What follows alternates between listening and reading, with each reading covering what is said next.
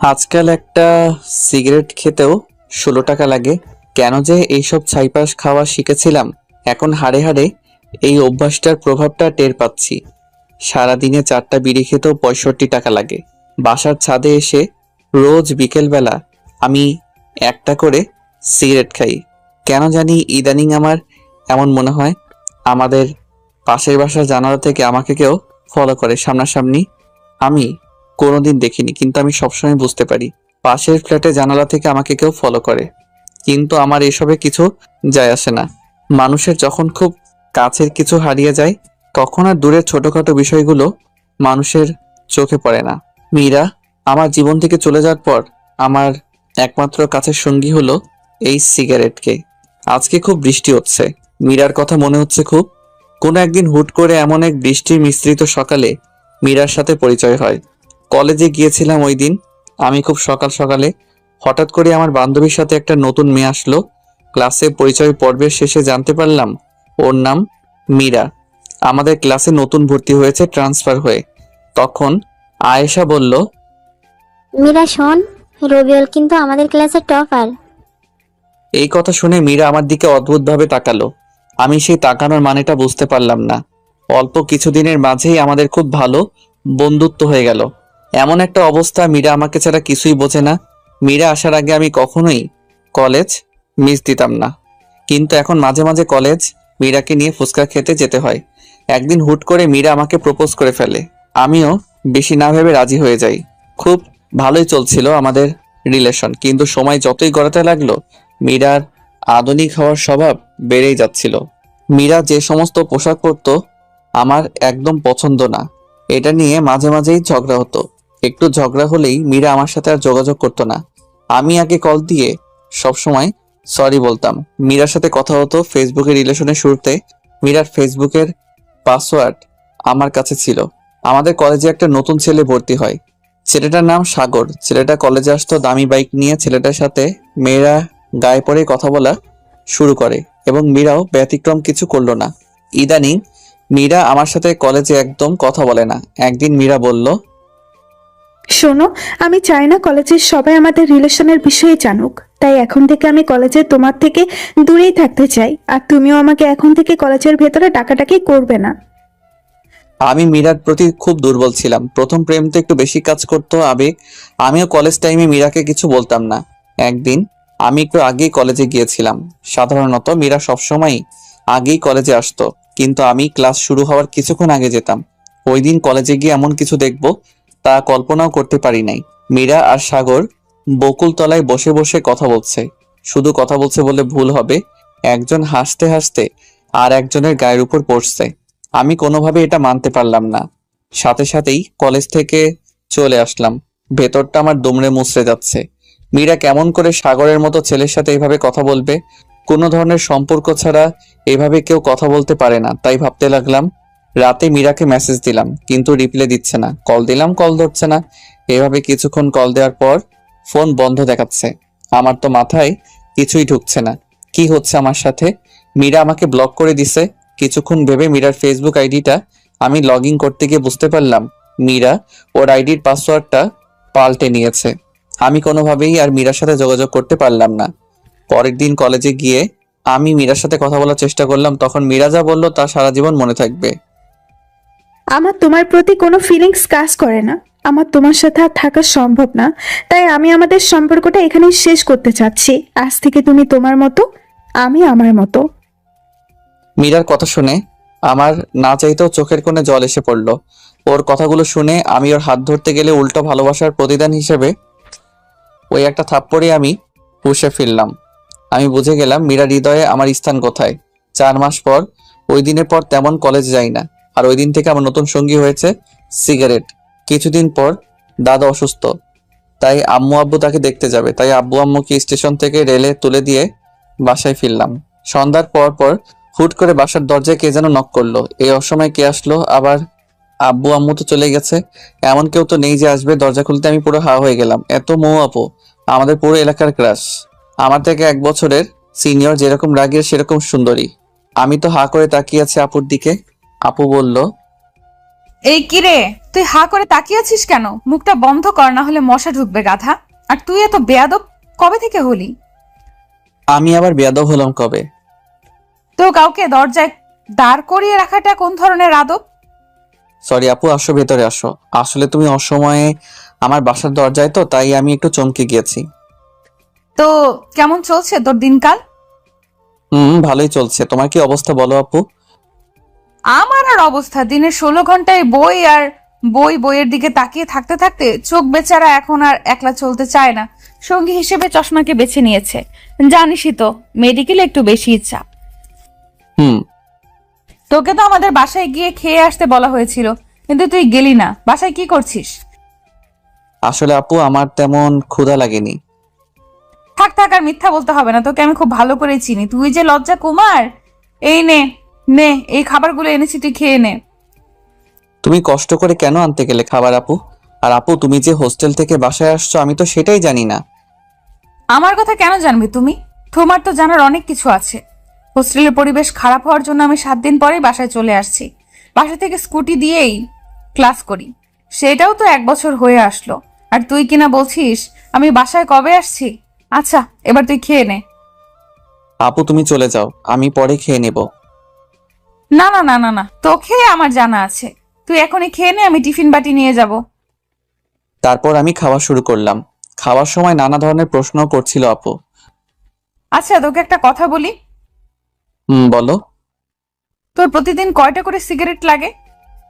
আপুর কথা শুনে আমি এত লজ্জা পাচ্ছিলাম যে আমার মুখ দিয়ে কোনো কথা বের হচ্ছিল না। আমি কিছু না বলে চুপ করে আছি। আরে বলে দে। আসলে আপু মাঝে মাঝে 2-1টা খাই। তুমি প্লিজ বাসায় এসব বলো না। সেটা পরে দেখা যাবে, এখন আমি যাই। খাবার খাওয়া শেষে আপু টিফিন বাটি নিয়ে চলে গেল। শুয়ে শুয়ে ফোনে টুকটাক লেখালেখি করছিলাম, এমন সময় আমার ফোনের পরিচিত টোনটা বেজে উঠলো। স্ক্রিনে তাকিয়ে দেখি মৌ আপুর নাম্বার। আমি আপুর নাম্বারটা সেভ করেছিলাম সেই 2 বছর আগে। এই 2 বছরে না কল এসেছে আপুর থেকে, না আমি কোনোদিন কল করেছি। এমনকি আপুর কাছে যে আমার নাম্বার আছে এটাই আমি বিশ্বাস করতে পারছি না। কাপা কাপা হাতে ফোনটা রিসিভ করে কানে রাখতেই কিরে, ফোন রিসিভ করতে এত সময় লাগে? আসলে আপু আমি ফোন থেকে একটু দূরে ছিলাম। থাক থাক, তোর আর মিথ্যা বলতে হবে না। আমি বুঝি না আপু, আমি মিথ্যা বলতে গেলে কেমনে ধরে ফেলে। তুই এখন যে অবস্থায় আছিস ওই অবস্থায় আমার বাসার নিচে চলে আয়। কেন? এই, তোর কাছে কোনো কিছু শুনতে চাইছি? তুই চলে আয়, 5 মিনিট সময় দিলাম।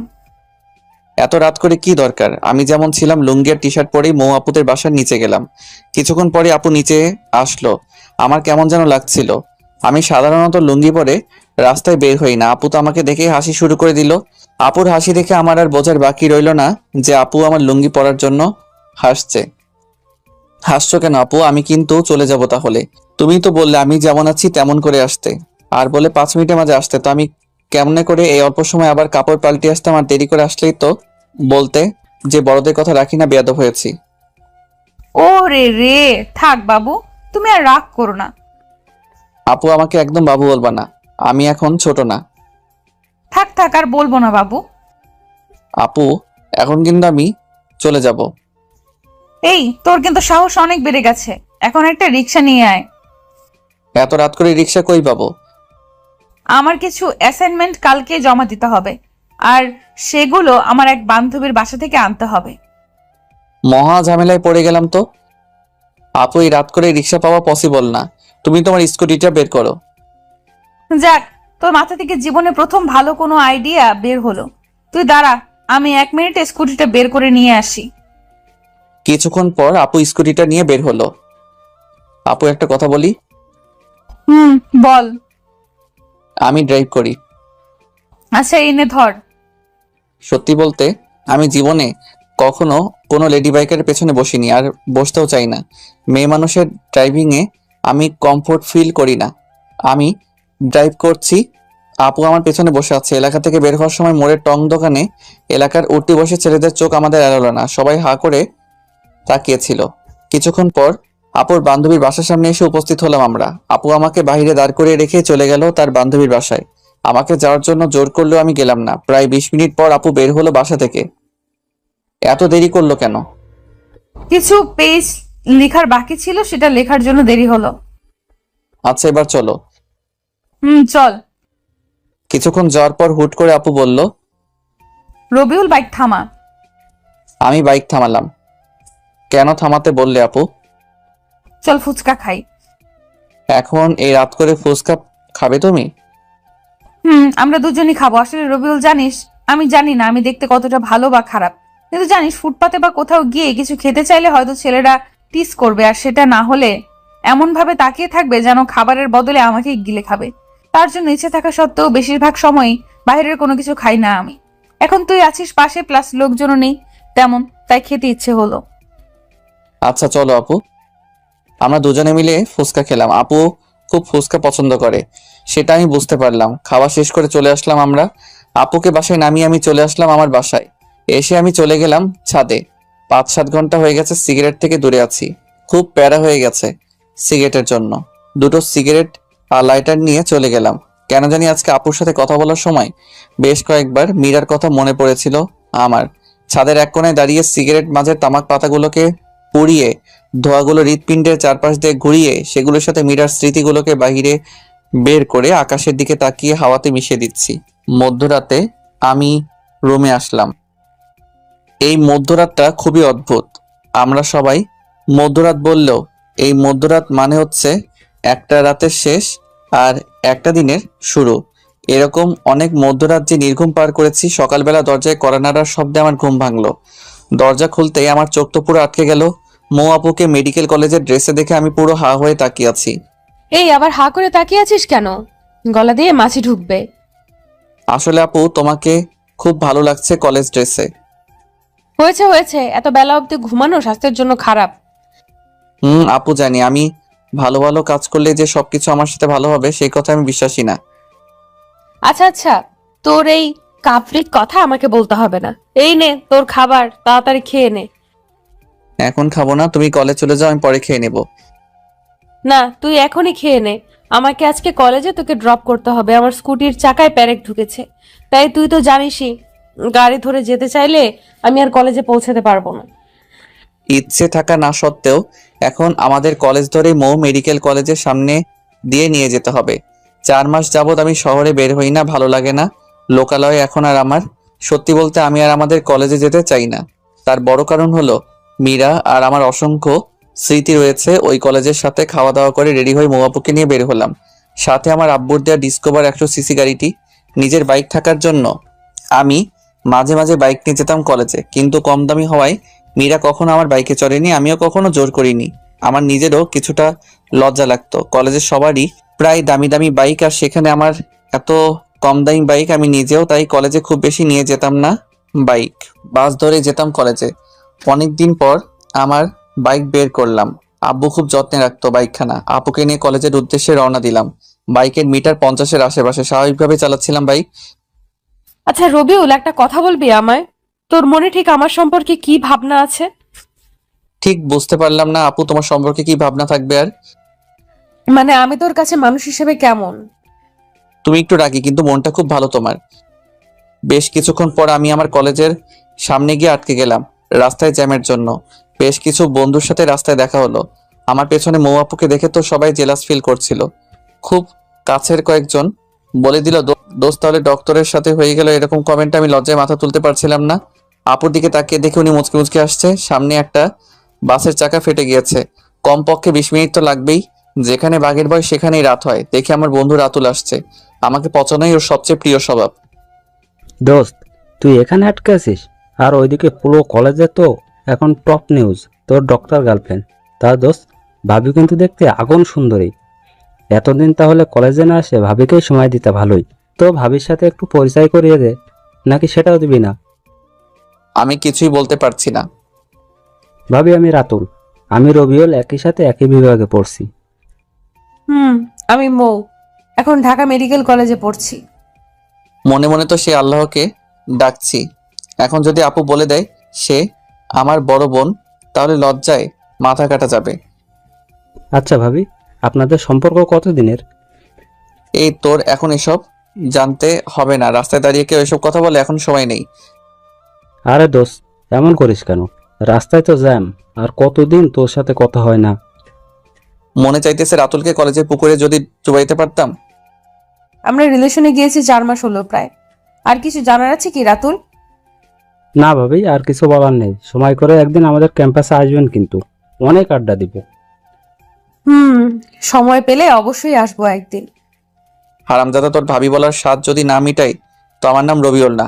হারামি, তুই আমারে এমন অবস্থায় ফেলেছিস সেটা আমি জানি। জ্যাম ছেড়ে গেছে। রাতুলকে বিদায় জানিয়ে আমি বাইক স্টার্ট দিয়ে আপুকে নিয়ে মেডিকেলের দিকে ছুটলাম। আমার লজ্জার ঘোর এখনো কাটেনি, একদম চুপ করে আছি। কিরে, তোর কি কথা বলা বন্ধ হয়ে গেল নাকি? আসলে আপু সরি, প্লিজ তুমি কিছু মনে করো না।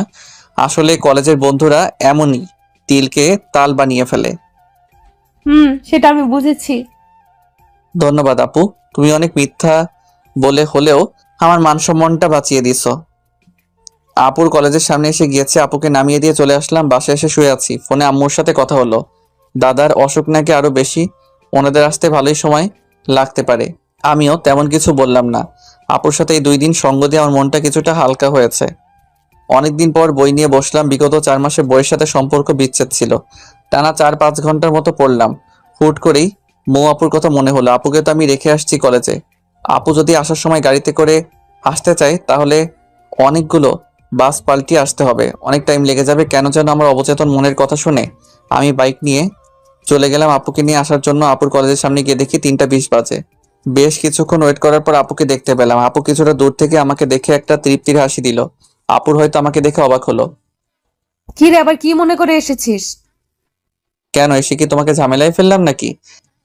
আমি কি তোকে বলছি নাকি তুই এসে আমায় ঝামেলায় ফেলেছিস? তুই অনেক দায়িত্বশীল হয়ে গিয়েছিস দেখা যাচ্ছে। আপুকে নিয়ে আসার সময় আপু বাইক থামিয়ে হোটেলে খাবারও খাওয়ালো আমায়। আপু হয়তো আমার চেহারা দেখে বুঝেছিল আমি দুপুরে খাবার খাইনি। যদিও আমি বাহিরের খাবার খুব একটা খাই না, কিন্তু আপুর জোরাজোরিতে তবুও খেতে হলো। আপুকে বাসার সামনে নামিয়ে দিয়ে আমি চলে আসলাম বাসায়। সারা দিনটা ভালোই কাটলো। অনেকদিন পর একটা সম্পূর্ণ দিন ভালো কাটলো। সন্ধ্যার পরপরই পড়তে বসলাম। রাত 9টার দিকে কলিং বেলের শব্দ। ক্রিং ক্রিং। আপু আসছে। আপু টিফিনের বাটিটা আমার হাতে দিয়ে বলল, যা তাড়াতাড়ি একে গরম গরম খাবার খেয়ে নে।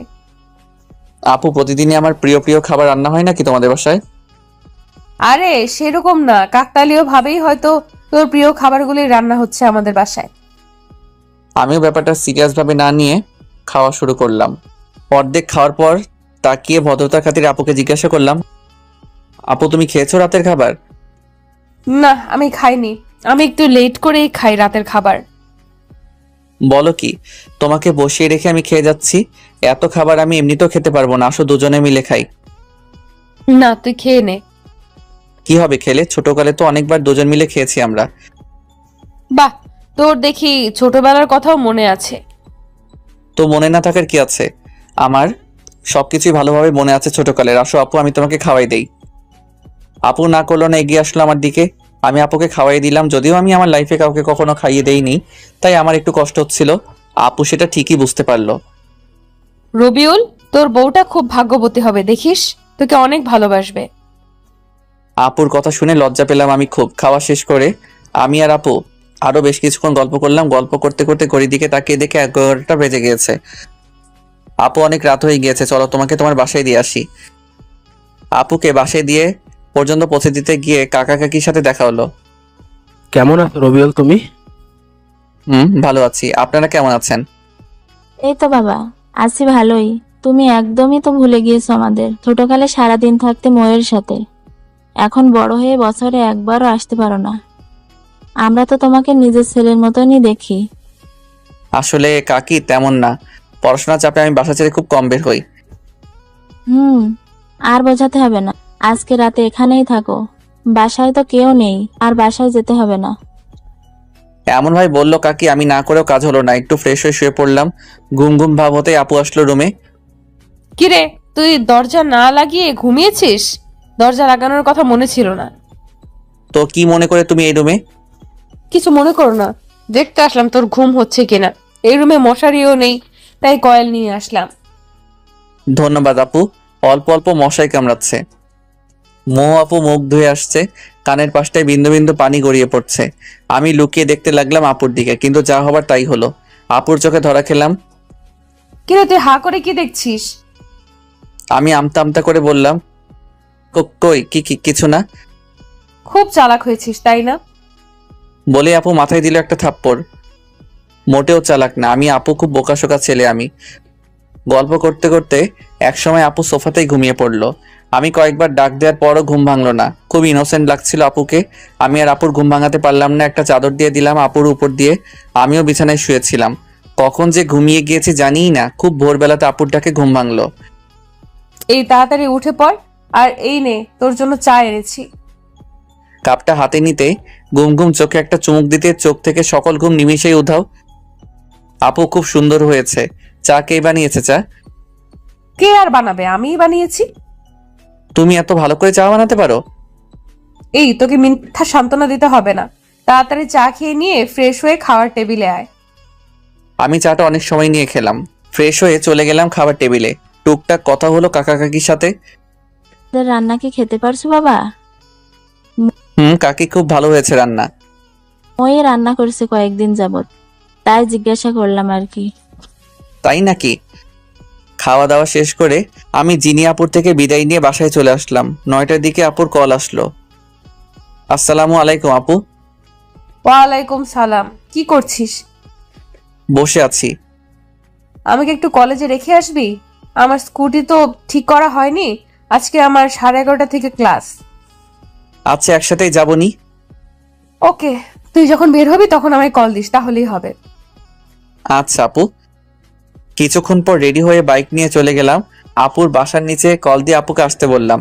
কিছুক্ষণ পরে আপু এসে উপস্থিত হলো। তারপর আপুকে নিয়ে রওনা দিলাম। মনে মনে গান গাইতে ইচ্ছে করছিল।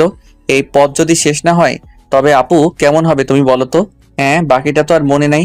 মনে না থাকাই ভালো। আপু এই গান শুনলে চলন্ত বাইকে আমার গলা টিপে ধরবে। আমি ক্লাস 7-এ পড়ি, আপু পড়তো 8-এ। আপুর সাথেই আমি স্কুলে যেতাম। ছোটবেলাতে আপু আর আমি সবসময় একসাথে স্কুলে যেতাম। হাই স্কুল জীবন থেকে আপুর পিছনে এলাকার বিভিন্ন ছেলেরা ঘুরতো। আমাদের এলাকার সিনিয়র এক ভাই ছিল। ভাই টুকটাক পলিটিক্স করতো। এলাকায় খুব প্রভাব ছিল, তার জন্য সবাই ভয় পেত কম বেশি। ভাইয়ার নাম ছিল আকাশ। উনি আপুকে ওই সময় খুব পছন্দ করত। প্রতিদিনই স্কুলে যাওয়া আর আসার সময় আপুর জন্য রাস্তায় দাঁড়িয়ে থাকতো। এভাবে 6 মাস চলে যায়। বেচারা ভাইয়ার জন্য ওই ছোট বয়সে আমারই মায়া জন্মে গিয়েছিল। একদিন সাহস করে আপুকে প্রপোজ করে ভাইয়া। আপু সরাসরি কোনো ভনিতা না করে জানিয়ে দেয় আপু কোনো রিলেশনশিপে যেতে পারবে না, কিন্তু ভাইয়া তবুও হাল না ছেড়ে আপুকে ফলো করতো। একদিন আবারও কথা বলার জন্য আপুকে ডাক দেয়। আপু ওই দিন না দাঁড়িয়ে হাঁটা শুরু করতে গেলে ভাইয়া আপুকে থামানোর জন্য আপুর হাত ধরার চেষ্টা করে। আর সাথে সাথে আপু দাঁড়িয়ে স্যান্ডেল খুলে আকাশ ভাইয়ার গালে বিদ্যুৎ গতিতে 5-7 বার জুতা দিয়ে মারলো। পরে এই বিষয়টা এত ভাইরাল হয় যে আকাশ ভাইয়ার লজ্জায় এলাকা ছেড়ে প্রবাসে পাড়ি জমায়। আমার কলেজের সামনে এসে আমি বাইক থামালাম। আপু তুমি একটু এখানেই দাঁড়াও, আমার কলেজে একটু কাজ আছে, তা শেষ করে আসছি। আচ্ছা। কলেজে এসেছি আমাদের ডিপার্টমেন্ট প্রধান সালাম স্যারের সাথে দেখা করতে। ক্লাস টপার হওয়ার জন্য স্যার আমাকে খুব আদর করতো আর শাসনও করতো খুব। মীরার বিষয়টা জানার পর স্যার নিজে আমাকে কলেজে আসতে মানা করেছিল, কারণ স্যার খুব ভালো করেই জানতো কলেজে আসলেই মীরা আর সাগরকে একসাথে দেখে আমার অবস্থা দিন দিন খারাপই হতো। সত্যি বলতে ক্যাম্পাসে সবাই জানতো কম বেশি ভালোবাসায় কতটা সিরিয়াস ছিলাম। স্যারের চেম্বারে গিয়ে দেখি স্যার নেই।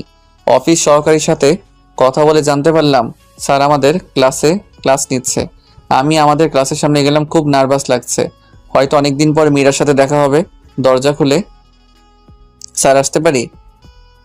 আসো। আসসালামু আলাইকুম স্যার। ওয়ালাইকুম সালাম। কেমন আছো তুমি? ভালো আছি স্যার, আপনার সাথে কিছু কথা আছে।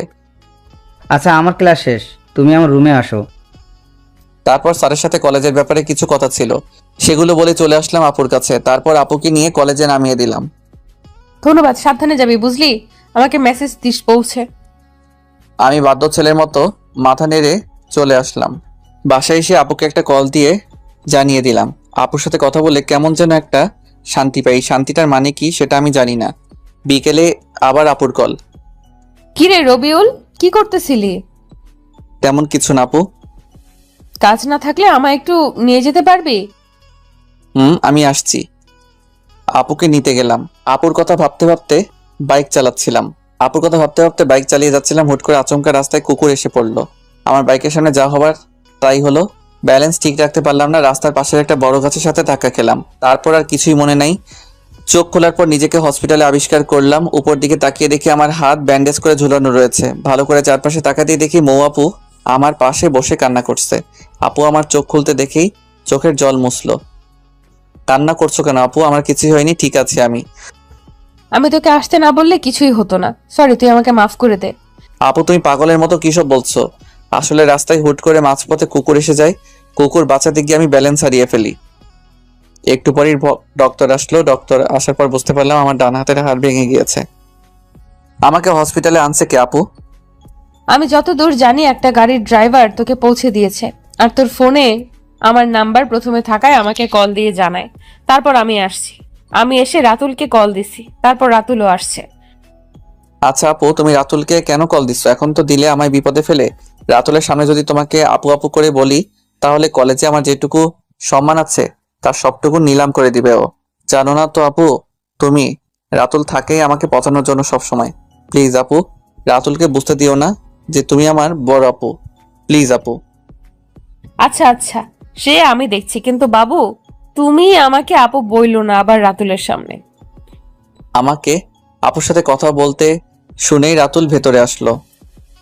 কি রে দোস্ত, তুই কি ভাবিকে নিয়ে স্বপ্ন দেখতে দেখতে বাইক চালানো শুরু করেছিলি নাকি? সামান্য কুকুরের সঙ্গে ধাক্কা লেগে এই অবস্থা। বড় কোনো গাড়ি থাকলে তো কথাই ছিল না।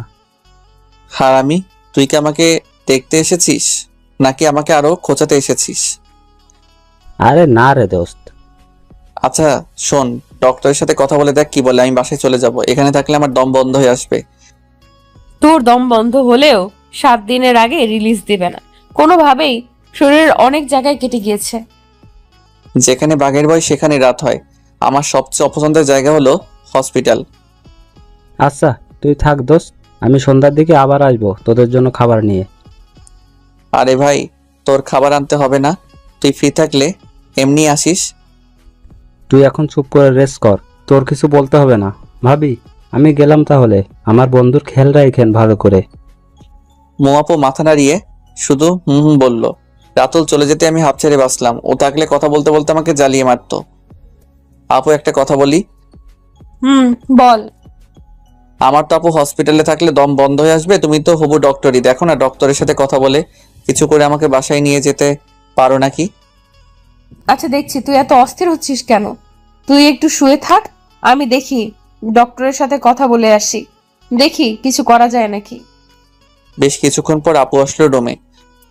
রবিউল, আমি ডক্টরের সাথে কথা বলছি। আমি মেডিকেলের ছাত্রী হওয়ায় ডক্টর তোকে ছাড়পত্র দিতে রাজি হয়েছে, কিন্তু 7 দিন তোর নার্স হিসেবে আমাকে তোর পাশে থাকতে হবে। ও আচ্ছা তাহলে থাক, আমি এখানেই থাকি, তোমার পড়াশোনা অনেক ক্ষতি হয়ে যাবে। এই, তুই কি আমার থেকে বেশি বুঝিস নাকি? আমার পড়ার কথা তোর ভাবতে হবে না। তারপর আপু আমার প্রেসক্রিপশনটা নিয়ে গেল কিছু ইনজেকশন আর ওষুধ আনার জন্য। আপু যাওয়ার 2 মিনিট পরই আচমকা মীরা এসে উপস্থিত। মীরাকে দেখে আমার বিরক্ত লাগছে। কেমন আছো? কি করে হলো এসব? বলেই তো ন্যাকা কান্না শুরু করে দিল। এই নাটকের তো আমি কোনো মানে বুঝতে পারলাম না। আমার মুখ দিয়ে কোনো কথা বের হচ্ছিল না মীরার সাথে কথা বলার জন্য। আমার ভেতরে কোনো কথা নেই। এমন সময় মৌ আপু এসে পড়লো। আপুকে দেখে মীরা আমার শরীর ধরে কান্না করছিল। মৌ আপুর দিকে তাকাতেই দেখি আপুর মুখটা কালো হয়ে গিয়েছে। আপু পুরো একটা বিব্রতকর অবস্থায় পড়ে গেল। রবিউল, কে উনি তোমার? কেউ না তেমন, আমাদের ক্লাসেই পড়ে। আমার কথা শুনে এক মুহূর্তে মীরার কান্না থেমে গেল। তেমন কিছু না বলে আপু আর আমার থেকে বিদায় নিয়ে চলে গেল। আমি কিছুতেই হিসাব মিলাতে পারতেছি না। মীরা কেন আসলো হসপিটালে? এটা কি আমাকে নিয়ে মীরার নতুন কোনো গেম? মীরা চলে যাওয়ার পর আমি আর আপু একটা সিএনজি করে আপুদের বাসায় চলে আসলাম। আপুর চোখের দিকে আমি তাকাতেই পারছি না। একটু পর পরই আপুর চোখ দিয়ে জল পড়ছে। আপু প্লিজ, তুমি আর কান্না করো না। তুমি এভাবে যদি কান্না করো তাহলে আমি একটু সুস্থ হব না। চোখের জল মুছে জোর করে হাসার চেষ্টা করলো আপু। কিছুক্ষণের মধ্যে বাসায় পৌঁছালাম, কিন্তু হাত ভাঙা থাকায় খাওয়া নিয়ে বাজলো বিপত্তি। আমি চামিচ দিয়েও ভাত তুলতে পারছিলাম না। পুরো হাতই শক্ত করে ব্যান্ডেজ করা বাধ্য হয়ে আপু আমাকে খাওয়াই দিচ্ছিল। আপু তুমি এত ভালো করে খাওয়াই দিতে শিখলে কই থেকে? এর আগে কাকে কাকে খাওয়াইছো? আমার লাইফের ফার্স্ট কাউকে আমি নিজের হাতে খাইয়ে দিতেছি, বুঝলি? বুঝেছি আপু। কি বুঝলি? এটাই যে আপু তুমি সব বিষয়ে পারফেক্ট একজন মানুষ। আপু একটা কথা বলি। বল। তোমার বিএফ নেই? আছে আমার বিএফ। আপুর বিএফ আছে, এই কথাটা শুনে আমার ভেতরটা নাড়া দিয়ে উঠলো। আপু আমি আর খাবো না, আমার পেট ভরে গিয়েছে। আপু চলে গেল প্লেট রেখে আসতে। আমি বুঝলাম না, আপুকে তো আমি ভালোবাসি না, তাহলে আপুর বিএফ আছে এটা শুনে আমার কষ্ট হচ্ছে কেন? তবে কি আমি আপুর প্রেমে পড়ে গিয়েছি? না, এসব ভাবাও ঠিক না। আপু কিছুক্ষণ পর রুমে আসলো। কিরে রবিউল, মন খারাপ নাকি তোর? একটু মন খারাপ, আব্বু আম্মুর কথা মনে পড়েছে। ও আচ্ছা, তুই শুয়ে শুয়ে বিশ্রাম নে। তাহলে কোনো কিছু লাগলে আমায় ডাক দিস। আমার কিছু পড়া আছে, আমি পড়তে বসবো। আচ্ছা আপু, যাও তুমি। আর শোনো আপু, কাকা কাকিকে বলো তারা যেন আমার অ্যাক্সিডেন্টের কথা আব্বু আম্মুকে না জানায়, শুধু শুধু চিন্তা করবে। আচ্ছা, সেটা আমি এখন বলে দিচ্ছি, তুই বিশ্রাম কর। আপু চলে গেল। আপু যাওয়ার সাথে সাথেই কেমন যেন শূন্যতা অনুভব করছি। শুয়ে শুয়ে অতীতের কথাগুলো ভাবছি, কত না সুন্দর ছিল দিনগুলো। মীরা এসে আমার জীবনটা এলোমেলো করে দিছে। সত্যিকারের ভালোবাসা মানুষের জীবনকে যেমন সুন্দর করে তোলে, মিথ্যে ভালোবাসা তেমনি জীবনকে বিস্ময় করে তোলে। এজন্যই হয়তো কোনো একজন বলেছেন, মদ খা, পারলে গাঁজা খা, তবু প্রেম করিস না। কলিজাটা পচে যাক, তবু ভেতরটা ভালো থাক। 11টার দিকে আপু আসলো রুমে, সাথে 2 কাপ কফি এনেছে। এই নে কফি খা, ভালো লাগবে। আপুর থেকে কাপটা নিয়ে চুমুক দিতে ভেতরটা শান্ত হয়ে গেল। অসাধারণ কফি বানিয়েছে আপু। কফি খেতে খেতে গল্প করছিলাম। আচ্ছা আপু, তুমি কিন্তু বললে না তোমার বিএফ আছে কিনা। এই, তুই আমার বিএফ এর খোঁজ খবর নিয়ে কি করবি বল? তোর কি মনে হয় আমার বিএফ আছে? মেডিকেলে পড়ে আবার বিএফ? আমার সম্পর্ক ওই ডিপার্টমেন্টের বইয়ের সাথে। আপুর কথা শুনে তৃপ্তি পেলাম। আচ্ছা, তোর জিএফ নেই? তুই তো ডুবে ডুবে জলপান করিস। সত্যি বলতে আমিও সিঙ্গেল এখন। আপু কিন্তু একটা রিলেশনে ছিলাম আমি অতীতে, কিন্তু ওই মেয়েটা অল্পতেই ধোকা দিয়ে চলে গেছে। আমার কথা শুনে আপু এভাবে হাসবে এটা আমি ভাবিনি। আপুর হাসির শব্দে আমার হৃদয় খুব আঘাত করলো। আমার কি দোষ নাকি আমার দোষ এটাই, আমি অন্ধের মতো আমার ভালোবাসার মানুষটিকে বিশ্বাস করেছি। আমার চোখ দিয়ে অজান্তেই জল এসে পড়লো। আরে পাগল, সরি, কান্না করে দিতে হবে না। আরে কলেজ লাইফে দু একটা প্রেম বিচ্ছেদের ঘটনা স্বাভাবিক, বুঝলি? দেখিস ওই মেয়ের চেয়েও ভালো একজন আসবে তোর জীবনে। তুই শুধু মন দিয়ে পড়াশোনা কর, ক্যারিয়ারে ফোকাস রাখ। এখন নতুন করে আর রিলেশনে জড়াস না। আর বেশ কিছুক্ষণ গল্প করে আপু আমাকে গুড নাইট জানিয়ে চলে গেল। আমিও ঘুমিয়ে পড়লাম। আপু চলে যাওয়ার পর বেশ কিছুক্ষণ আপুকে মিস করলাম। ধীরে ধীরে আপুর সাথে ক্লোজ হয়ে যাচ্ছি। খুব ভালো লাগে আপুর সঙ্গ। এখন আমার আপুর সাথে যতক্ষণ থাকি একবারের জন্য মীরার কথা মনে হয় না আমার। পরের দিন সকালে কাকি আর মৌ আপু ঝগড়া হচ্ছিল। আমি অবশ্য ঝগড়ার কারণ বুঝতে পারলাম না, শুধু বুঝতে পারলাম আপু যেন কি নিয়ে কাকির সাথে তর্ক করছিল। ভদ্রতার জন্য আমি রুমে ছিলাম চুপচাপ। আপু আমাকে সকালে খাবার খাইয়ে দিয়ে চলে গেল কলেজে। তেমন কোনো কথা বললো না আপু। আমি ভালো করে বুঝতে পারলাম আপুর মন খারাপ। আমিও তাই কিছু জিজ্ঞাসা করলাম না। শুধু মন খারাপ হলে এক কথা, আপুকে দেখে স্পষ্ট বোঝা যাচ্ছে অনেক রেগেও আছে আপু। আপু চলে গেল কলেজে। আপু চলে যাওয়ার পর কাকির সাথে কথা বলে বুঝতে পারলাম মৌ আপুর বিয়ের কথা চলছে। বিয়ের অনেক আগে থেকেই ঠিক প্রায়, কিন্তু আপুর জন্য হয়নি। এসএসসি থেকে কাকা কাকি জোর করছে বিয়ের জন্য, কিন্তু আপু পড়াশোনার অজুহাত দেখিয়ে 3 বছর যাবৎ বিয়েটা আটকে রেখেছে। যে ছেলের সাথে বিয়ে ঠিক সে আপুর খালাতো ভাই। আমেরিকান প্রবাসী, বিয়ের পর হয়তো আপুকেও সাথে করে নিয়ে যাবে। আপুকে আমেরিকার একটা মেডিকেলে ভর্তির ব্যবস্থা করে দিবে।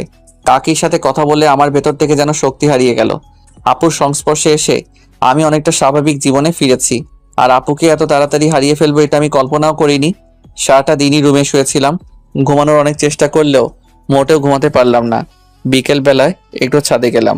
ফোনটায় গান বাজিয়ে আমি বসে বসে সূর্যাস্ত দেখছিলাম। এমন সময় হুট করে আপুর ডাকে হুঁশ ফিরল। কিরে, ছাদে কি করছিস একা একা? আমি তোকে সারা বাসা খুঁজে ক্লান্ত হয়ে গিয়েছি। তা তোর কি মন খারাপ নাকি? না, মন খারাপ নেই, এমনি বসে আছি একটু। সকালে কাকির সাথে কি নিয়ে ঝগড়া করলে? যদিও আমি জানি কি নিয়ে আপু ঝগড়া করেছে, তবুও আপুর থেকে শোনার জন্য জিজ্ঞাসা করেছি। ও, ভালো কথা মনে করেছিস। তোকে একটা কথা বলি, কাউকে বলিস না। আচ্ছা আপু বলো। আমার বিয়ে ঠিক করেছে আম্মু আব্বু। 3 বছর অনেক কষ্টে আটকে রেখেছি, কিন্তু এবার আর পারবো না রে। আমি হয়তো বিয়ের আগে কোনো পাগলামি করে ফেলতে পারি। তুই কথা দে, আমি যাই করি না কেন তুই আমাকে সাহায্য করবি। আপু এমনভাবে বললো আমি না করতে পারলাম না। আপুকে কথা দিয়ে ফেললাম। যাক, ভালোই লাগছে। আপু তাহলে কোনোভাবে হয়তো নিজের বিয়েটা আটকে দিবে। 10 দিন পার হয়ে গিয়েছে। আজকে আমার ব্যান্ডেজ খুলে দিল আপু। আমি এখন পুরোপুরি সুস্থ। আম্মুর সাথে কথা হয়েছে। আমি বলেছি তোমরা আরো কিছুদিন থাকো, আমার কোনো প্রবলেম হচ্ছে না। আপুদের বাসা থেকে আমরা আমার বাসায় চলে আসছি। ভালোভাবে চলছিল দিন। টুকটাক খোঁজ খবর আপুই নেয় আমার। আর খাবার তো আপুই দিয়ে যায়। এর মধ্যে একদিন রাত 2টায় আপুর কল। আমি একটু ভয় নিয়ে রিসিভ করলাম। এত রাতে আপু কি মনে করে কল দিলা? এই তোকে কয়বার কল দিছি দেখ হারামি, 22 বার কল দিছি এইবার দিয়ে। সরি আপু, আমি ঘুমেছিলাম। আচ্ছা আচ্ছা, কি হয়েছে আপু বলো? কিছু হয়নি, দরজা খুল তাড়াতাড়ি। মানে বুঝতে পারলাম না। এই দরজা খুলতে বলছি তোকে, খুলবি নাকি মার খাবি? আমি কিছুটা অবাক হয়ে দরজা খুললাম। খুলেই তো কারেন্টের শক খেলাম। আপু একটা ব্যাগ নিয়ে দাঁড়িয়ে আছে। ভেতরে ঢুকে আমাকে যা বললো তা শোনার জন্য আমি মোটেও প্রস্তুত ছিলাম না। এই তাড়াতাড়ি তোর কিছু প্রয়োজনীয় কাপড় গুছিয়ে নে, আমি বাসা থেকে পালিয়েছি। আমার মাথায় কোনো কিছুই কাজ করছিল না। কি হলো, কথা কানে যায় নাই? আপুর থাপ্পড়কে হুঁশে ফিরলাম। ব্যাগ গুছিয়ে নিয়ে বাসা তালা দিয়ে বের হলাম। এখন আমি আর আপু রেল স্টেশনে দাঁড়িয়ে আছি। আমি এখনো জানি না আপু কই যাবে। চারিদিকে শুনশান নীরবতা। দেখে বোঝার উপায় নেই এই স্টেশনগুলো দিনের বেলায় কতটা ব্যস্ত হয়ে পড়ে।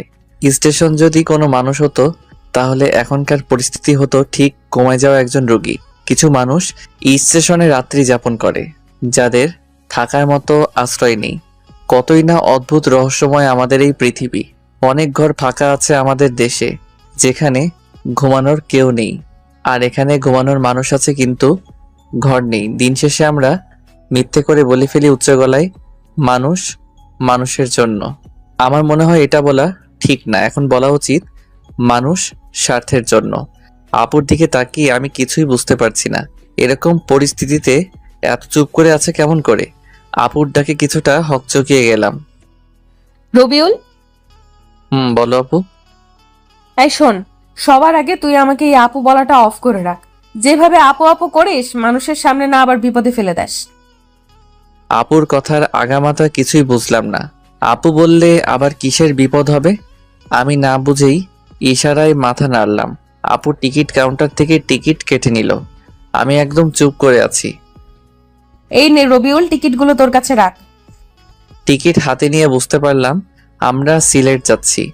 ঘড়ির দিকে তাকিয়ে দেখি 3:40 বাজে। রেল আসবে 3:55-তে আর এই স্টেশন থেকে ছেড়ে যাবে ঠিক 4টায়। আপু, তোমার প্ল্যানিং এর কিছু তো বললে না? 2 ঘন্টা যাবত তোমার সাথেই আছি শুধু শুধু। শোন, এখন কোনো কথা নয়, রেলে চড়ার পর আমি সব বলবো। আমি শুধু মাথা নাড়ালাম। আমরা দুজনে মিলে রেলে চড়লাম।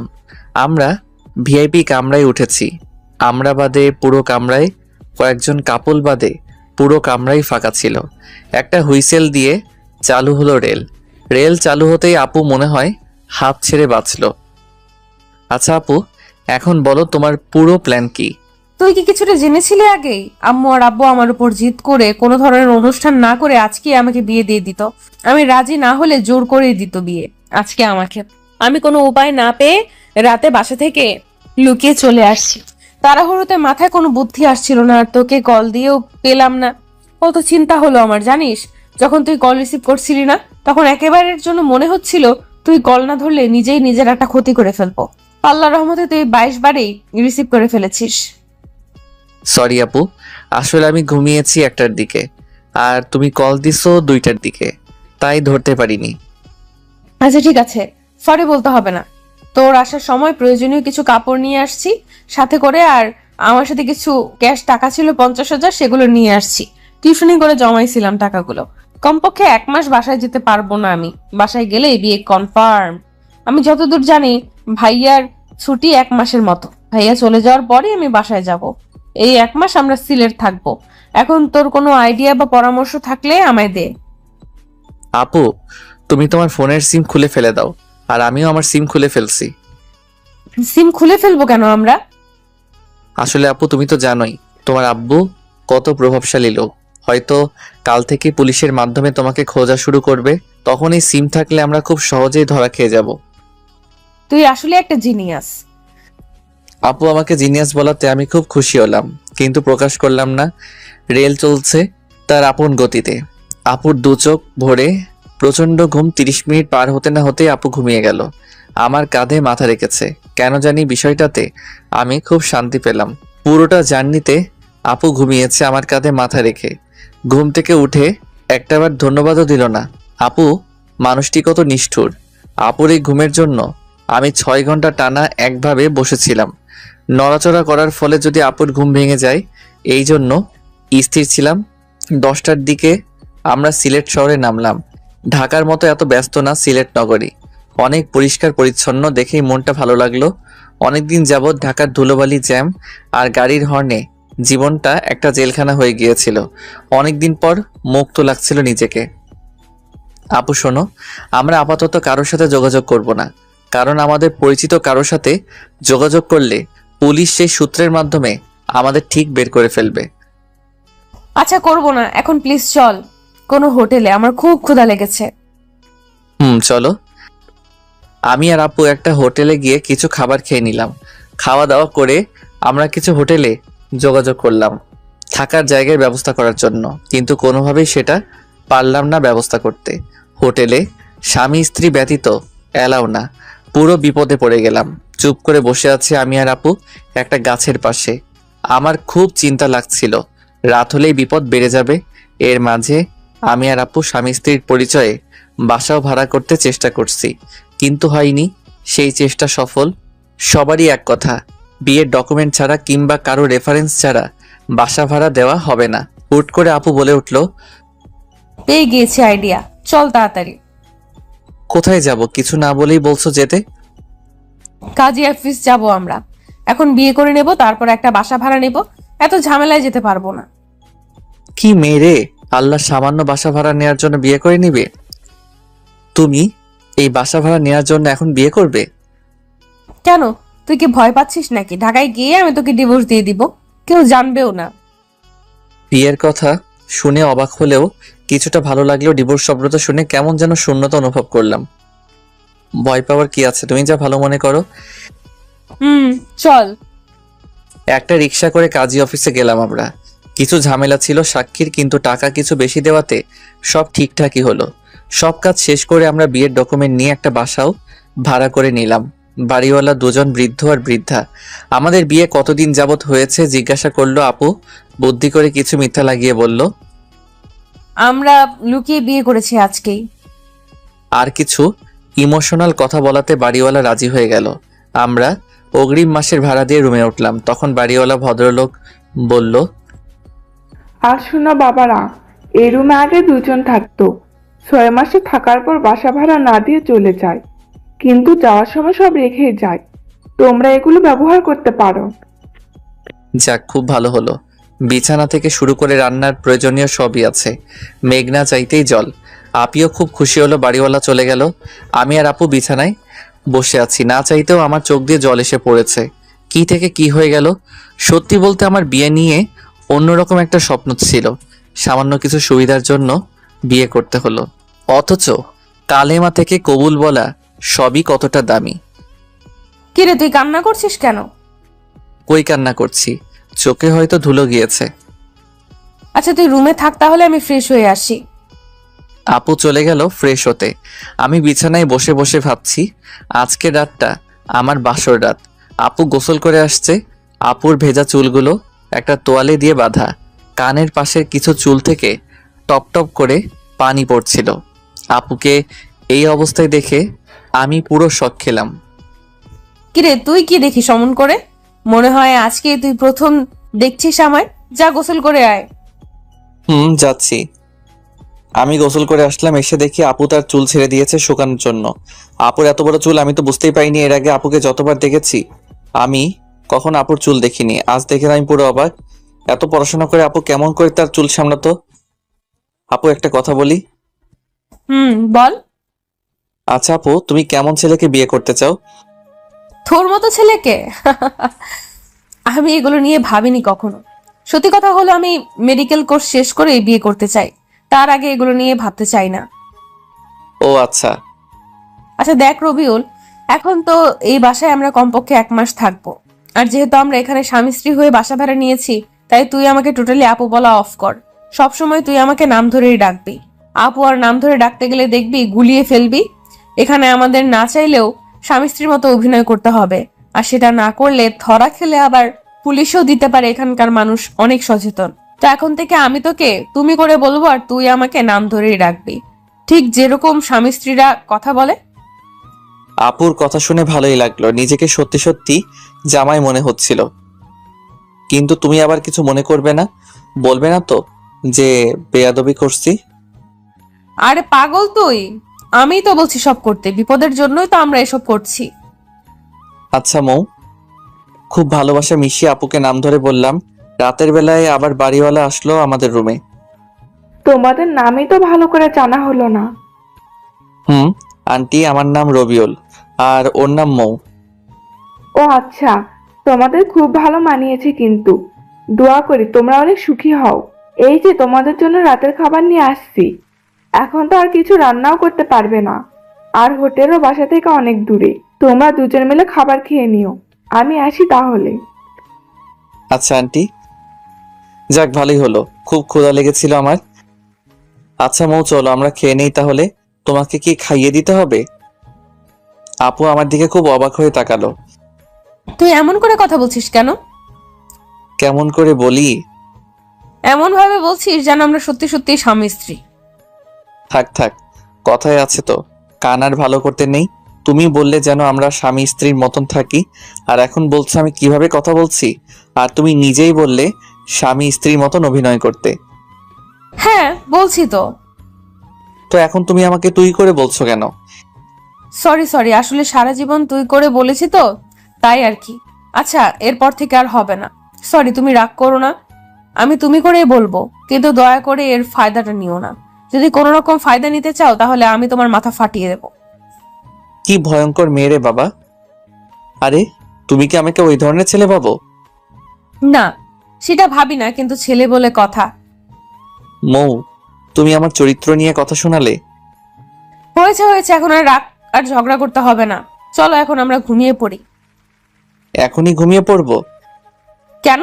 না ঘুমিয়ে কি করব আমরা? ফোনে তো সিম নেই যে একটু অনলাইনে যাব। তাই বলে বাসর রাতে ঘুমানো কি ঠিক হবে? বাসর রাত মানে? আরে দেখো, আমাদের বিয়েতে কোনো ভেজাল নেই। পিওর ভাবেই বিয়ের সব কাজ সম্পূর্ণ করেছি আমরা। ইসলামী শরীয়ত মেনেই তো বিয়ে করেছি। সেই হিসেবে আমাদের তো বাসর রাতই আজকে। চলো না মৌ, সকল নিয়ম ভেঙে ফেলি আমরা। আমার কথাগুলো শুনে এক মুহূর্তে আপুর চোখে ভয় চলে আসলো, যদিও কথাগুলো আমি সব বলছি মজা করে। রবিউল, তুমি প্লিজ এসব বলো না। আমি তোমাকে আমার চেয়েও বেশি বিশ্বাস করি। আমি জানি আমি ভুল করলেও তুমি কোনো ভুল করবে না। সরি, আমি তোমার সাথে একটু মজা করেছি। আপুর নাম ধরে ডাকতে আমার খুব লজ্জা লাগে, কিন্তু তবুও অভ্যাস করে নিতে হবে, কারণ অন্য কেউ আপুর ডাক শুনে ফেললে আবার ঝামেলায় পড়তে হবে। আচ্ছা চলো আমরা তাহলে এখন ঘুমাই। সারাদিন তো অনেক ধকল গেল আমাদের উপর দিয়ে, কিন্তু বিছানায় যেতেই হলো। আর এক বিপত্তি, দুজন আমরা এক বিছানায় ঘুমাবো। এই তুমি আমার সাথে ঘুমাবে কেমনে? তুমি নিচে ঘুমাও, আমি বিছানায় ঘুমাবো। আমাকে দিয়ে এত কিছু করিয়ে তুমি কি আমাকে নিচে রাখতে চাচ্ছ? আর এই ঠান্ডায় আমি ফ্লোরে ঘুমালে কালকে আমাকে কবর দিতে হবে। তাও ঠিক। একটা কাজ করো, বিছানার মধ্যে বালিশ দাও, আমি ওপাশে আর তুমি ওপাশে ঘুমাও। আচ্ছা ঠিক আছে। আপু আর আমি শুয়ে আছি। গত 24 ঘন্টায় কত কিছুই না ঘটে গেল। কল্পনায়ও এগুলো কখনো আমার মাথায় আসতো না। কিছুদিন আগেও যাকে হারানোর ভয়ে আটকে উঠেছিল আমার অবচেতন মন, আর আজকে তার সাথে এক বিছানায় রয়েছি। আবার হয়তো 1 মাস পর কোথায় থাকবো সেটা সৃষ্টিকর্তাই ভালো জানে। অনেক চেষ্টা করেও আমার ঘুম আসছিল না। আপুর দিকে একটু তাকাতেই দেখি আমি গভীর ঘুমে আছি। এত তাড়াতাড়ি ঘুমাই কেমনে মানুষ? আপুকে নিষ্পাপ লাগছিল ঘুমন্ত চেহারায়। আপুকে দেখে একটু লোভ হচ্ছে। আপুকে যদি একটু স্পর্শ করতে পারতাম। হা হা হা, কি সব ভাবছি রাতে আমি। আপুকে নিয়ে ভাবতে ভাবতে ঘুমানোর জন্য খুব সুন্দর একটা স্বপ্ন দেখলাম। সকালবেলায় আপুকে দেখে স্বপ্নের কথা মনে হতেই আমার লজ্জা লাগছিল। রাতে স্বপ্ন দেখেছি আপু আর আমি শুয়ে আছি। আমি কোনো একটা কারণে রাগ করেছি।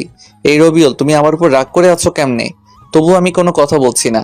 আপু বারবার আমার সাথে কথা বলার চেষ্টা করছিল, আমি চুপ করে আছি। এক সময় এসে আপু জোর করে আমার ঠোঁটে ঠোঁট লাগিয়ে খুব জোরে একটা আমি নিঃশ্বাস নিতে পারছিলাম না। আপু ছেড়ে দেওয়ার পর আমি হাঁপাচ্ছিলাম। এই তুমি কি নিয়ে হাসছো? কিছু না, এমনি হাসছি। সারাদিনই আপুর সাথে খুনসুটি ভালোই কাটলো। বিয়ের প্রথম দিন।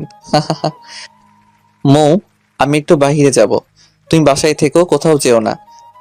আমাকে একা রেখে কই যাবে তুমি এই নতুন জায়গায়? আমার একটু দরকার আছে, থাকো তাহলে। আমি গেলাম। আমার মানিব্যাগটা নিয়ে বের হলাম। বাসা থেকে বের হয়ে একটা রিক্সা নিয়ে শহরে গেলাম।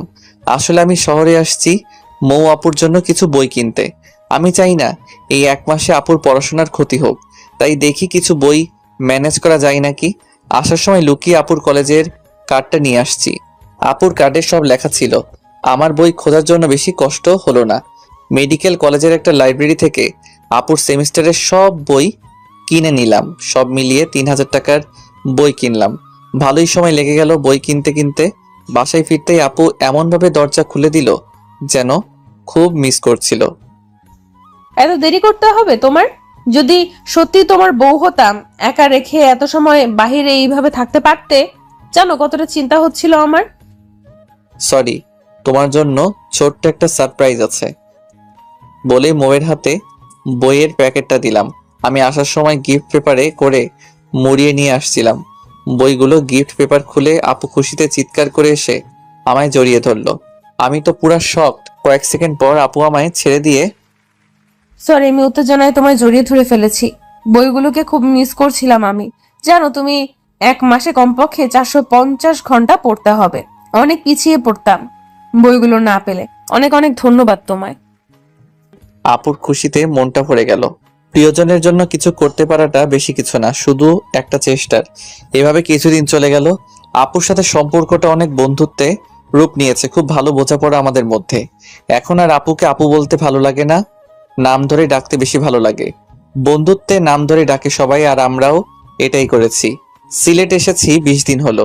এর মাঝে আমি আমার আম্মুকে কল দিয়ে বলেছি সবকিছু। আম্মু প্রথমে রাগ করলেও পরে বুঝিয়ে বলার পর শান্ত হয়েছে। তোমার ভাবতে অবাক লাগে না? কি ভাবতে অবাক লাগবে?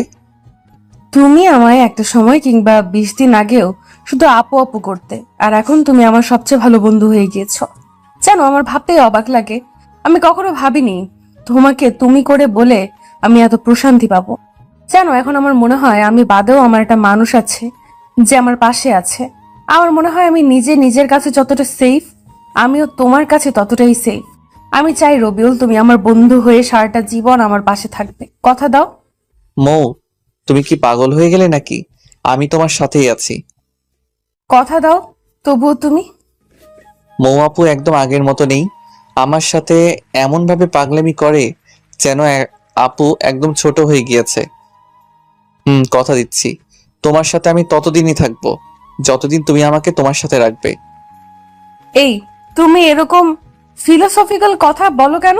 সোজাভাবে বলতে পারো না? থাকবো তোমার সাথেই।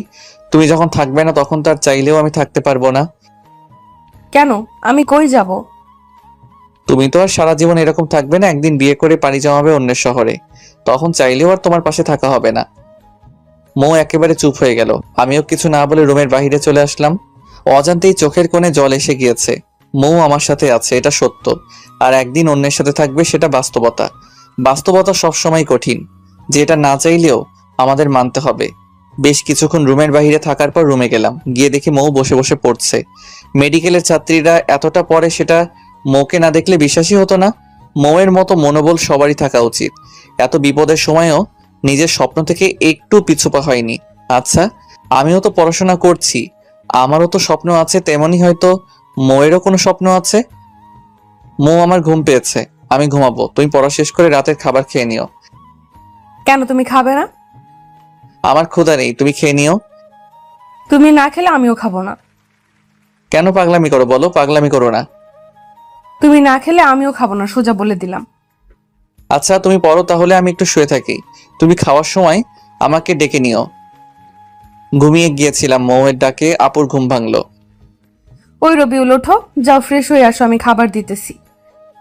আমি না খেলে চলে না, আমার খুব ঘুম পেয়েছে, প্লিজ। এই, তুমি উঠবে নাকি আমি পানি ঢেলে দিব? উঠছি। ইচ্ছে না থাকা সত্ত্বেও ফ্রেশ হয়ে আসলাম। মৌ খুব ভালো রান্না করতে পারে। প্রথম কয়েকদিন আমি হোটেলে থেকে খাবার আনলেও পরে মৌ বুঝতে পারে যে আমি বাইরের খাবার খেতে পারি না। তারপর থেকে মৌ রান্না করে। খাওয়া দাওয়া শেষ করে আমি আর মৌ একসাথে ঘুমিয়ে পড়লাম। সকালে মৌয়ের ডাকে ঘুম ভাঙলো। রবিউল, ওঠো, ফ্রেশ হয়ে আসো, আজকে কিছু কেনাকাটা করতে হবে আমার। আমি ফ্রেশ হয়ে আসলাম। তারপর নাস্তা করে রিকশায় করে আমি আর মৌ মার্কেটে যাচ্ছি। হুট করে রিকশাওয়ালা মামা বলে উঠলো, একখান কথা কই, কিছু মনে করবেন না তো? বলো মামা, মনে করবো কেন? আপনাদের তো এই এলাকায় আগে দেখিনি। আপনারা কি নতুন আসছেন এই এলাকায়? মামা, আমরা নতুন আসছি। আচ্ছা মামা, আপনারা কি নতুন বিয়ে করছেন তাই না? কিন্তু কেন? না, এমনিই জিজ্ঞেস করলাম। আপনাদের খুব ভালো মানিয়েছে। রিক্সাওয়ালার কথা শুনে মৌয়ের মুখটা লজ্জায় লাল হয়ে গেল। একটা শপিং মলের সামনে আমরা দুজন নেমে পড়লাম। কিছু কাপড় কিনলো মৌ, সাথে আমাকে দুটো টি শার্টও কিনে দিল। কেনাকাটা শেষ করে বাসায় ফিরছিলাম, কিন্তু হুট করে মৌ রিক্সা থামাতে বলল। চলো চা খাবো।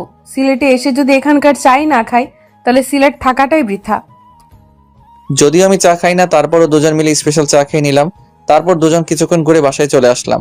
বাসায় এসে আমার মাথা ঘোরাচ্ছিল, আমি শুয়ে পড়লাম। মৌ ফ্রেশ হয়ে পড়তে শুরু করলো। এই মেয়েটা কি পড়া বাদে কিছু বোঝে না? আমার তো মুড হতেই 30 মিনিট লাগে পড়তে বসার সময়, আর মৌ সুইচের মতো অন অফ হয়ে যায়। যখন মন চায় পড়ার মুড অন হয়ে যায়। দেখতে দেখতে চলেই গেল 1 মাস। আজকে 1 মাস পূর্ণ হয়ে গেল আমার আর মৌয়ের সিলেট আসার। শহর থেকে আমি আজকে একটা সিম কিনে এনেছি। আজ 1 মাস পর ফোনে সিম ভরছি। ফোন কাস্টমাইজ করে ডাটা অন করে ফেসবুকে লগ ইন করলাম। আম্মুকে কল দিলাম। আসসালামু আলাইকুম আম্মু। ওয়ালাইকুম আসসালাম। কেমন আছো আম্মু তোমরা? এই তো বাবা, আমরা ভালোই আছি। তোরা কেমন আছিস? আজকে সাগরের পরিবারের সবাই আমেরিকায় চলে গেল, সাথে মৌয়ের সাথে সাগরের বিয়েও ভেঙে দিয়েছে। বলো কি আম্মু, তাহলে তো আমরা কালকে চলে আসবো। কতদিন তোমাদের দেখি না। আচ্ছা বাবা, সাবধানে থাকিস। আর শোন বাবা, মৌয়ের বাবা কিন্তু খুব রেগে আছে। আচ্ছা আম্মু, সেটা নিয়ে চিন্তা করতে হবে না। মৌই ওর বাসা সামলাবে। তারপর ফোন কেটে দিলাম।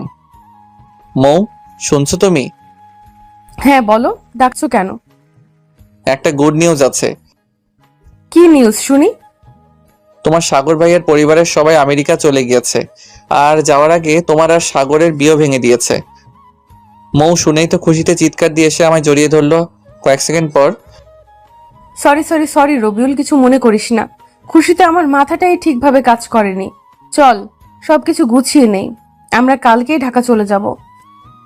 সবকিছু গুছিয়ে নিলাম। কোনো রকম ভাবে রাতটা পার করেই সকালবেলা বাড়িওয়ালা কাকা কাকির থেকে বিদায় নিয়ে বের হয়ে পড়লাম। আমি আর মৌ দাঁড়িয়ে আছি স্টেশনে, প্রচন্ড শব্দ আর ভিড়। কোনো রকম ভাবে আমি দুটো টিকিট কিনে নিলাম। 9টা 20 বাজে, 10টায় রেল আসবে। দুজন মিলে বসে আছি আর রেলের জন্য অপেক্ষা করছি।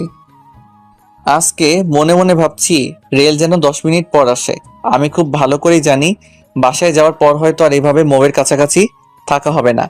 একেই বলে ভাগ্য। আজকে সময় 2 মিনিট আগেই রেল আসলো। খুব ইচ্ছে করছিল মৌকে নিয়ে এই শহরে থেকে যেতে, কিন্তু বাস্তবতা সেটা কখনোই মেনে নিবে না। ইচ্ছে না থাকা সত্ত্বেও মৌকে নিয়ে রেলে উঠলাম। কি তোমার কি মন খারাপ নাকি? না, মন খারাপ থাকবে কেন? অনেকদিন পর বাসায় যাচ্ছি, মন খারাপ হবে কেন বলো? কিন্তু 1 মাসে এই জায়গাটার মায়ায় পড়ে গিয়েছিলাম, তাই একটু মিস করছি। আমিও মিস করছি। আচ্ছা মৌ, তোমার কি মনে হয় বাসা থেকে কি রিয়াক্ট করতে পারে? আমাকে কি কিছু বলবে কাকা কাকি? আমি খুব ভালো করেই জানি, যাই হয়ে যাক না কেন তোমায় একটা কথাও শোনাবে না, কারণ এখানে তোমার কোনো দোষ নেই। আমি প্রাপ্তবয়স্ী হয়ে আমার নিজের ইচ্ছেতেই আমি তোমার সাথে বাসা ছেড়েছিলাম। কথায় আছে না, অল্প সুখে কাতর অধিক সুখে পাথর। ঠিক বলছো। আজকে আর মৌ ঘুমালো না, হয়তো বাবা মাকে দেখার জন্য মনটা অস্থির হয়ে গিয়েছে। মৌকে আমি আস্তে আস্তে খুব বেশি মিস করছি। আর কয়েক ঘন্টা পর মৌ হয়তো আর এতটা কাছে থাকবে না। রেল ঢাকার স্টেশনে থেমে গিয়েছে। চলো, আমরা এসে গিয়েছি। চলো। রেল থেকে নামলাম। এখান থেকে আমরা আপাতত আলাদা হয়ে যাই। আমি কিছুটা মন খারাপ করে বললাম, আচ্ছা ঠিক আছে। আমি স্টেশনে দাঁড়িয়ে আছি, মৌ একটা রিক্সা নিয়ে চলে যাচ্ছে। মৌ চলে যাচ্ছে, কিন্তু কেন যেন মনে হচ্ছে আমার সবকিছুই নিয়ে যাচ্ছে। চোখের কোণে জল এসে পড়ছে, হাতের উল্টো পিঠ দিয়ে জল মুছে একটা বড় করে দীর্ঘশ্বাস নিলাম। ছেলেদের কান্না করতে নেই, এগুলোর কোনো মূল্য নেই। আমি অনেকক্ষণ পর রিক্সা নিয়ে বাসার উদ্দেশ্যে রওনা দিলাম। বাসায় আসতে আম্মু এসে আমাকে জড়িয়ে ধরে কান্না করে দিল। তুই কেমনে আমাদের ছেড়ে এতদিন ছিলি? জানিস আমি আর তোর বাবা কত চিন্তা করেছি। আমি আমার ভুলটা বুঝতে পারলাম। প্রত্যেকটা সন্তান তার বাবা মায়ের কাছে কতটা প্রিয় সেটা হয়তোবা আমরা বাবা কিংবা মা না হওয়া অবধি বুঝতে পারবো না। অনেকদিন পর বাবা মার সাথে রাতের খাবার খেলাম। পৃথিবীতে যত রান্নাই হোক না কেন, মায়ের হাতে রান্নার উপরে কিছুই নেই। খুব তৃপ্তি নিয়ে খেলাম, খাওয়া দাওয়া করে রুমে চলে আসলাম। মনে মনে মৌয়ের উপর খুব রাগ হচ্ছে। মেয়েটা কতটা স্বার্থপর, একটা কলও দিল না। আর আমি কিনা এই মেয়েটার জন্য 1 মাস বাসা ছেড়ে দিলাম। খুবই রাগ হচ্ছিল মৌয়ের উপর। আমি রুমে শুয়েছিলাম, একটু পরই বাসায় কথা শব্দ শুনতে পেলাম। কোনো আত্মীয় আসছে হয়তোবা। কিন্তু সেদিকে আমার কোনো মাথা ব্যথা নেই। একটু পর আমাকে আম্মু এসে ডাক দিল। আমি গিয়ে দেখি মোয়ের আব্বু আম্মু আসছে। আচ্ছা রবিউল, তুমিও তো একবার বলতে পারতে নাকি? আমরা তো তোমাদের বাবা মায়ের মতনই। আমি তো কাকার কথার কিছুই বুঝতে পারছি না। কি বলছেন কাকা? আমি কিছুই বুঝতে পারছি না। হয়েছে বাবা, যা হওয়ার তা তো হয়েই গিয়েছে।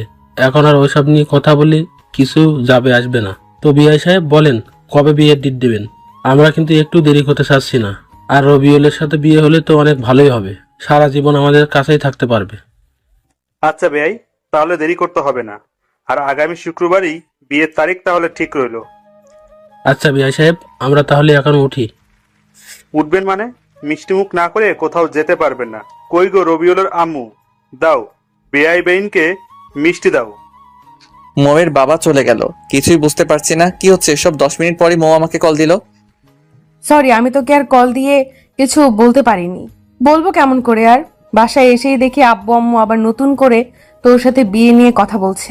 আমি না করতেও বাজারে চলে গিয়েছে। বাজার থেকে মিষ্টি কিনে নিয়ে নাকি তোমাদের বাসায় যাবে, বিয়ে নিয়ে নাকি কথা বলার জন্য।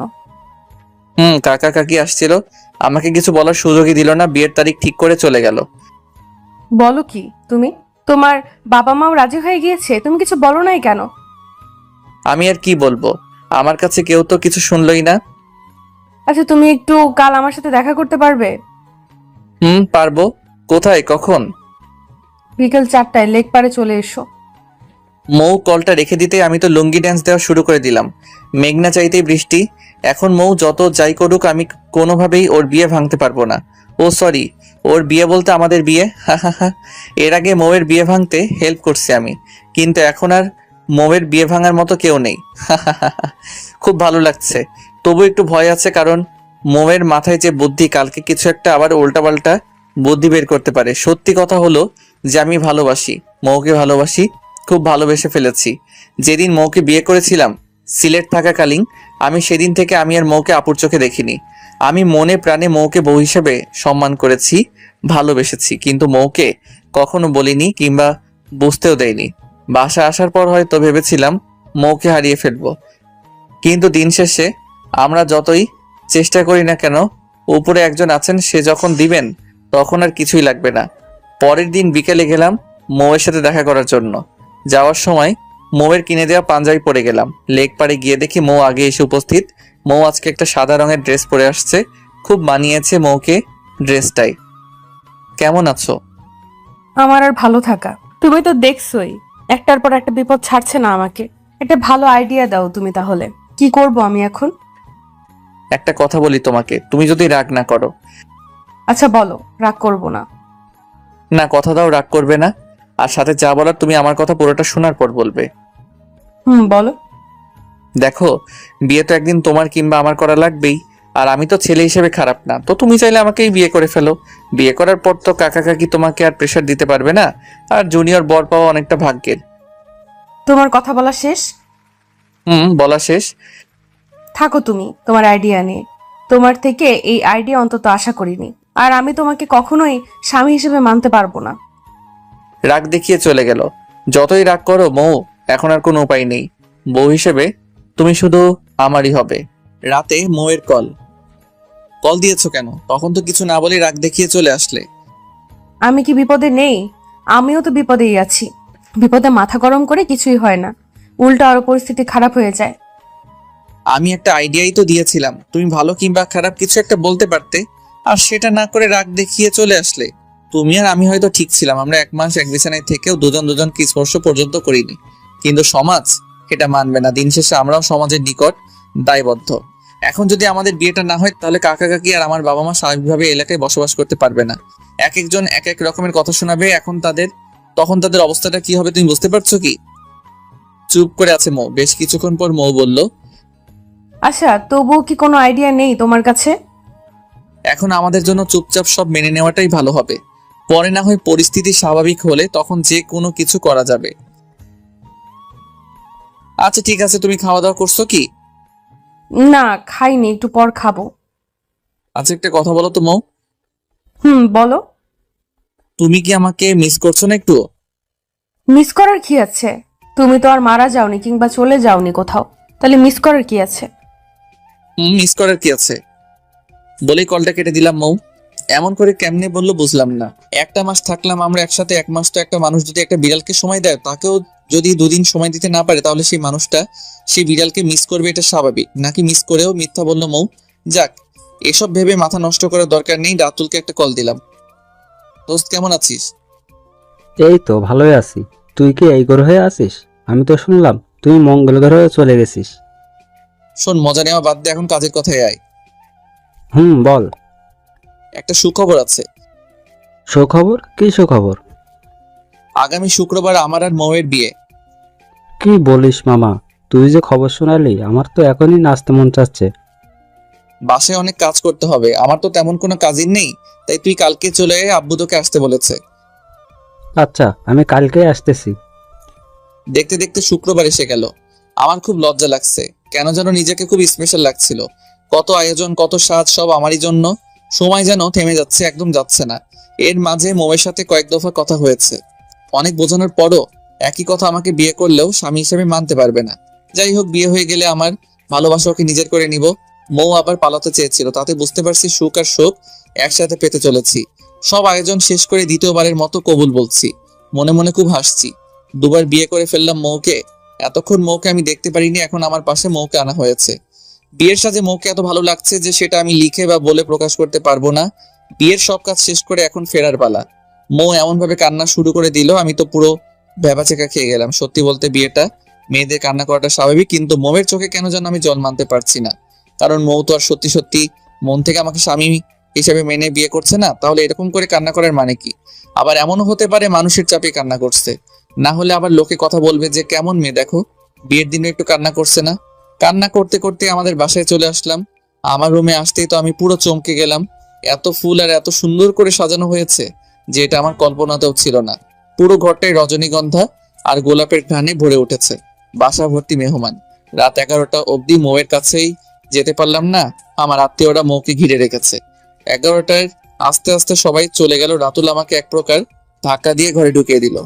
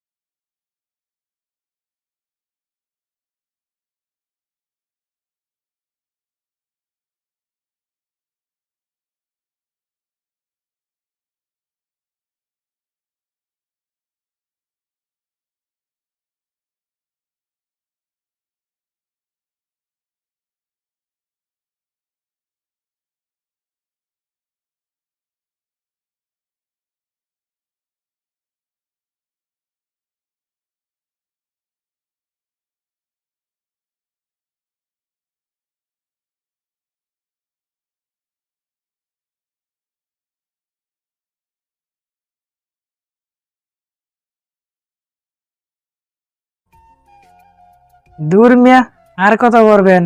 এবার তো বেচারাটাকে ভালো একটা ম্যাচ খেলার সুযোগ দেন।